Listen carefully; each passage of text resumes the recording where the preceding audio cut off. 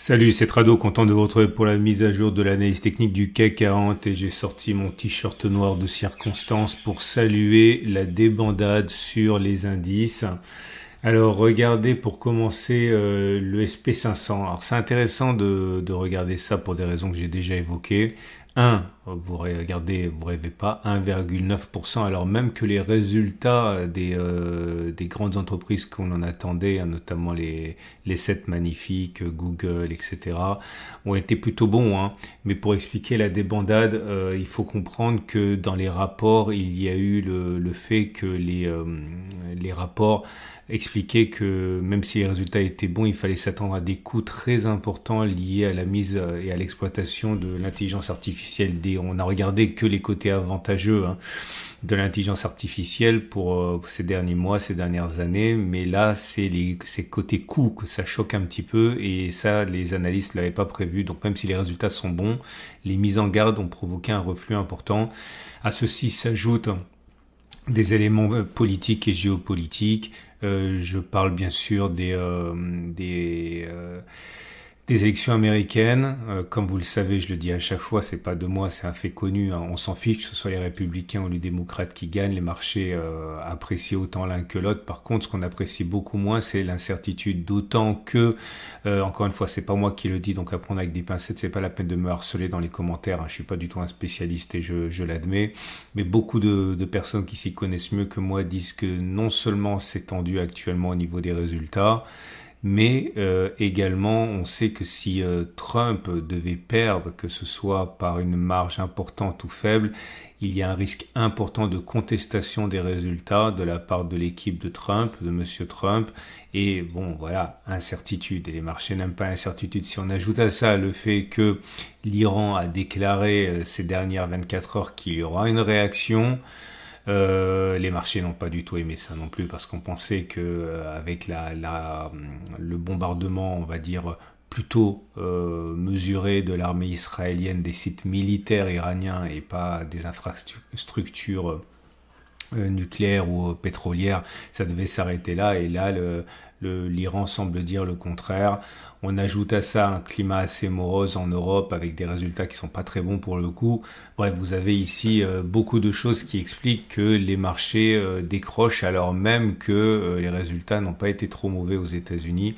Et c'est bien parce que, voilà, on va dire, on vient chercher le support. Alors j'avais expliqué toutes ces dernières vidéos que tant qu'on ne cassait pas ce support des 19 950, 19 600, on remettait pas en cause la structure haussière. Regardez, là on avait, bon clairement c'était baissier, puis on a cassé la structure, on est devenu haussier, et tant que l'on casse pas cette architecture haussière, eh bien on est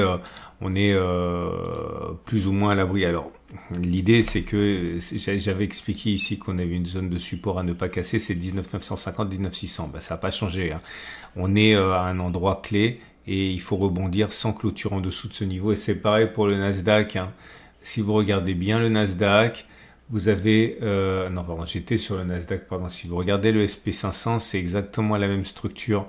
À savoir qu'on était dans un régime qui était baissier, avec des creux et des pics descendants. Là, on était dans un régime avec des pics et des creux ascendants. Et les 57,20, 56,74 sont à préserver impérativement. Et je reviens maintenant sur mon CAC 40. Et alors, il est sympa le CAC parce qu'il a attendu. Moi, j'avais dit, et je me suis trompé, hein, que si les marchés américains baissaient, eh bien on risquait d'avoir une accélération baissière. Alors il y a bien eu accélération baissière, mais elle reste quand même, on va dire, plutôt contenue, puisqu'on maintient là aussi à flot le support de référence qui est le garant de notre tendance haussière. Donc c'est pour ça, alors maintenant vous comprenez mieux, j'avais pas expliqué en son temps parce que ça sert à rien non plus de passer des heures sur quelque chose qui est hypothétique, mais vous comprenez pourquoi j'avais mis mon stop en dessous de cette structure et j'avais même gardé un petit peu de marge pour combler le gap parce que j'avais dit qu'il était plausible qu'on aille le combler, enfin c'était une possibilité. Donc j'aimerais aujourd'hui revenir sur... j'avais expliqué hier que on avait eu, j'en parle parce que j'ai un message par rapport à ça et c'est important que je réponde à vos messages.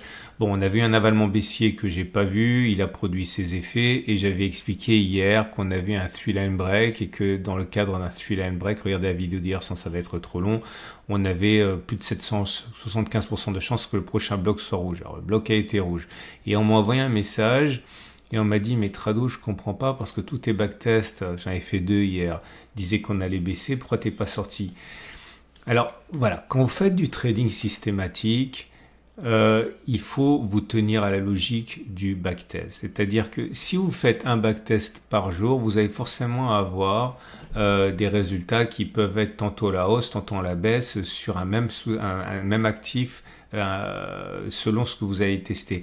Là, il est clair qu'à un moment ou à un autre, on risquait d'avoir les probabilités qui allaient se dégrader, par exemple lorsqu'on a eu un avalement baissier, etc., etc. Mais une fois qu'on a fait un backtest, on est censé avoir lissé toutes les situations de marché. C'est pour ça que mes backtests ne sont pas valables parce qu'ils ne lissent rien du tout avec 30 occurrences. Mais je vous donne simplement ça pour approfondir et développer votre propre méthode. Mais une fois que j'avais backtesté que c'était plausible que l'on monte, je peux pas non plus entrer, sortir tous les jours au gré des informations supplémentaires qui arriveraient. Sinon, ça devient du discrétionnaire. Alors, j'ai rien contre le discrétionnaire, mais à partir du moment où je prends un trade systématique, il faut conserver une certaine, on va dire, constance, et consistance.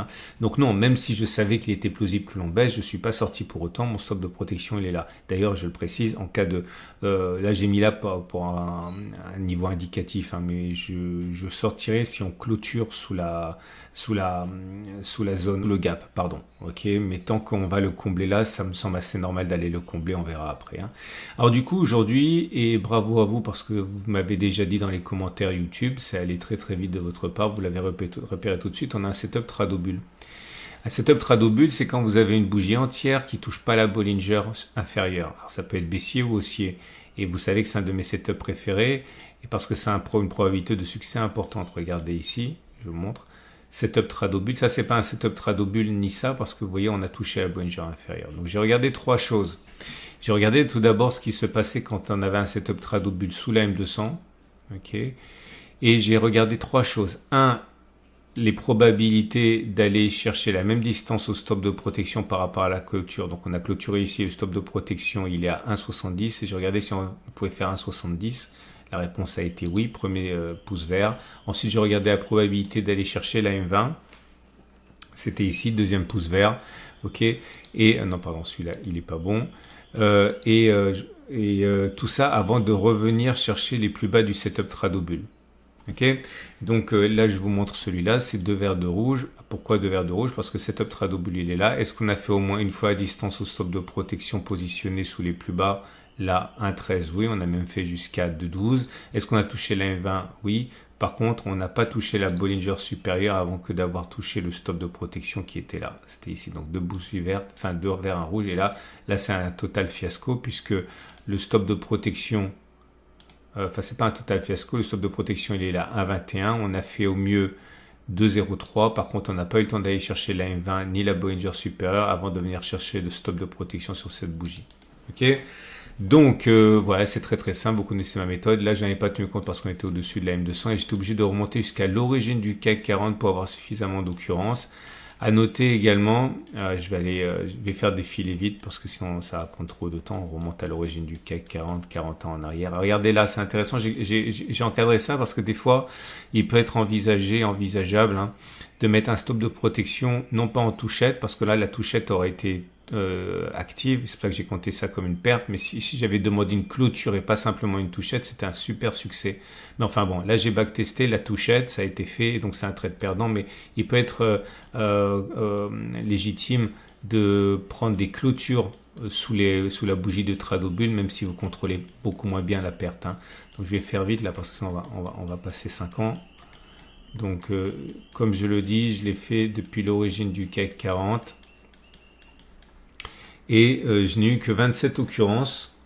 Et voilà les résultats sur les 27 occurrences. Plutôt envisager suite à la Tradobull du jour que l'on fasse une fois la distance au stop de protection. Donc ça veut dire 0,50 vers 0,47 vers le haut avant que de toucher le stop là. La réponse est très clairement oui. 78% des cas, ça a fonctionné 21, ça a échoué 6. Est-ce qu'on peut envisager de toucher la M20 avant d'être déclenché sur le stop de protection? Là, par contre, c'est pas plausible. Ça a fonctionné 6 fois, ça a échoué 20 fois, et ça veut dire 22% de taux de succès, 78%. Ça veut pas dire que c'est pas rentable, parce que vous voyez bien que la M20 elle est très haute, donc ça fait des ratios gain-risque qui sont intéressants, mais en termes de probabilité d'analyse technique, c'est pas plausible. Et peut-on envisager d'aller chercher la Bollinger supérieure? Eh bien, ça a fonctionné 23, ça a échoué 23 fois, ça a échoué 3 fois. J'ai oublié de calculer. Donc 3 divisé par 23. Ça a fonctionné que dans 13% des cas. Autrement dit, aller chercher la Bollinger supérieure, c'est peu plausible par rapport à un stop de protection. Donc faites attention, parce que ça veut dire quoi? C'est-à-dire que si ce backtest était valable, eh bien, rebondir, oui.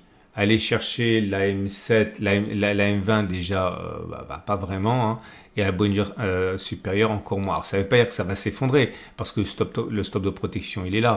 Donc il suffit que l'on fasse un point en dessous du stop de protection et ensuite aller chercher la M20 ou la Bollinger supérieure éventuellement. Mais c'est pas ce que j'ai testé. J'ai testé avant de faire un plus bas par rapport à ça. Donc faites bien attention à ce que vous testez, sinon vous risquez de tirer de mauvaises conclusions. Bref, ça devrait rebondir, mais il est plausible que l'on ait affaire ne serait-ce qu'un plus bas marginal ici, et ça serait compatible d'ailleurs avec le refermement du gap. Moi j'aimerais bien avoir une deuxième tradobulle, ça fonctionne super bien. S'il y avait 2 tradobules, alors là ça serait vraiment cool. Bon, je vais aller vite, mais je veux quand même vous en parler parce que beaucoup s'inquiètent. Alors c'est pas mon genre de jeter de l'huile sur le feu, mais beaucoup s'interrogent sur la possibilité d'une guerre civile aux États-Unis. Bon, ok, c'est pas mon job, mais si vraiment vous inquiétez, j'en profite pour vous proposer un produit d'un de mes sponsors que j'aime beaucoup. D'ailleurs, je suis moi-même client. Ça pourrait vous intéresser parce que beaucoup veulent acheter de l'or, mais n'ont pas vraiment envie d'acheter de l'or entre guillemets. Il y a un produit qui s'appelle Veracash, c'est la maison au coffre, pareil. Et ce qui est intéressant avec ça, c'est que vous pouvez si vous avez des bijoux cassés en or, des pièces, etc., qui dorment dans un placard, vous pouvez les vendre, entre guillemets, les transmettre à Veracash, et Veracash va derrière alimenter votre compte Veracash. Donc en fait, imaginons, vous envoyez à Veracash pour 500 € de bijoux en or cassés que vous n'utilisez plus, qui appartenaient à votre tante que vous détestiez. Eh bien, eux vont transformer cette valeur en or en unité de compte d'or Veracash, et vous pouvez ensuite le dépenser avec une carte Mastercard, tout ce qui est de plus normal. Ok. Et ce qui est intéressant, c'est que si entre-temps l'or monte, eh bien vous pouvez dépenser plus parce que les Veracash sont indexés, c'est de l'or en fait. Donc vous transformez votre or, des pièces, de l'or cassé en unité Veracash, et derrière vous pouvez le dépenser, et votre pouvoir d'achat évolue au rythme de l'or. Donc si vous pensez que l'or a un bel avenir et que vous voulez en être et que vous savez pas quoi faire de vos bijoux cassés, bref, n'hésitez pas. Encore une fois, moi je suis client Veracash depuis des années et des années, et vous avez un lien en dessous de la vidéo si vous voulez en savoir davantage sur ce produit. Bref, les trades du jour, si vous êtes haussier, on pourrait faire un truc sympa comme ça, acheter sur le comblement du gap, parier sur un retour sur les plus hauts, parce que bon, finalement, peut-être que tout va bien se passer, vous avez un super ratio gain-risque. Même si vous prévoyez large et que vous mettez un stop de protection sous la zone, imaginons que vous anticipez vraiment une période de doute, vous pariez sur un tour sur les plus hauts, mais vous dites, on ne va pas descendre sous ce support hebdo, vous avez un ratio gain-risque de 1,5 quand même. Ok. Maintenant, si vous voulez spéculer à la baisse, c'est un peu tard, c'est avant qu'il fallait le faire. Je vais pas vous dire que je l'ai fait, je l'ai pas fait, mais bon, c'est quand même avant qu'il fallait le faire. Mais attention, vous êtes sur un support. Voilà, excellente journée. Je souhaite une très belle, tout ce que vous voulez, ok. Et pensez éventuellement à Veracash si vous avez de l'or cassé qui dort dans un tiroir, il dormira moins s'il est sur votre carte bancaire. À demain pour la mise à jour.